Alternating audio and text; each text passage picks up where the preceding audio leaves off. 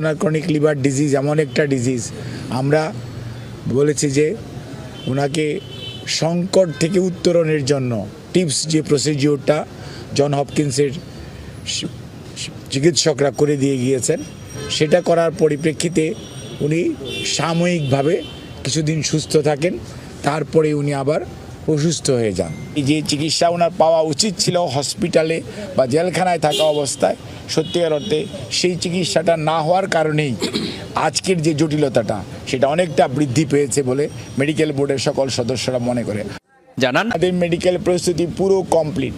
আমরা কোন হসপিটালে নিব কি নিব, আমরা আমেরিকা এবং ইউকেতে দুটি হসপিটালে আমরা সব কিছু আমরা কনসালটেন্ট থেকে শুরু করে সব কিছু আমরা ফাইনাল করে রেখেছি। আমরা কিভাবে নিব সেটাও আমরা ঠিক করে রেখেছি। আইনগত যে জটিলতা আছে সেটা বর্তমান সরকারের যারা আইনের সাথে সম্পৃক্ত তাদের সাথেও আমরা কথা বলেছি।